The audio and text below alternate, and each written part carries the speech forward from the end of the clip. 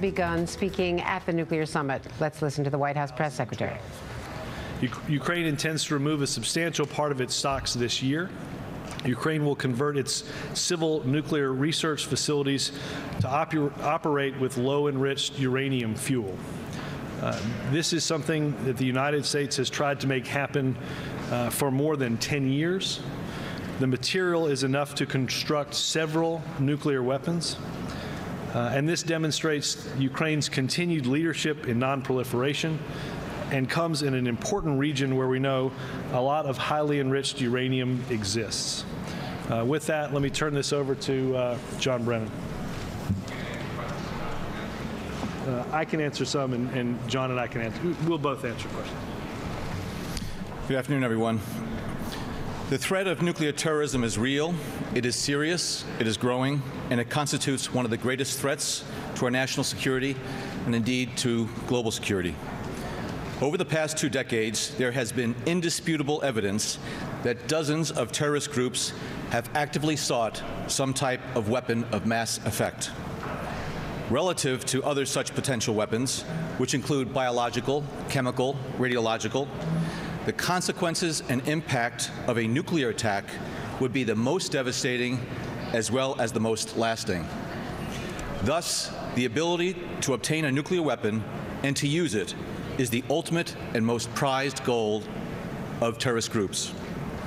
Al-Qaeda is especially notable for its long-standing interest in acquiring weapons-usable nuclear material and the requisite expertise that would allow it to develop a yield-producing, improvised nuclear device.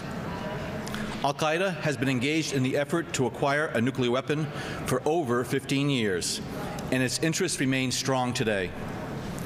Al-Qaeda and other terrorist groups know that if they are able to acquire highly enriched uranium or separated plutonium and turn it into a weapon, they would have the ability not only to threaten our security and world order in an unprecedented manner, but also to kill and injure many thousands of innocent men, women, and children, which is Al-Qaeda's sole agenda. Disturbingly, international organized criminal syndicates and criminal gangs are keenly aware of the strong interest of terrorist groups to acquire fissile material, which has prompted these criminals to pursue nuclear materials for their own personal gain. Over the past decade, there has been a significant increase in the sharing of terrorism-related intelligence among nations of the world, to include intelligence on the ways and means used by Al-Qaeda and other terrorist groups to pursue their nuclear weapon ambitions. While this intelligence sharing is invaluable, it must be accompanied by collective and effective action by all nations of the world to deny and to deprive terrorist and criminal groups the opportunity to gain the nuclear-related material and the expertise that would allow them to fulfill their evil goals.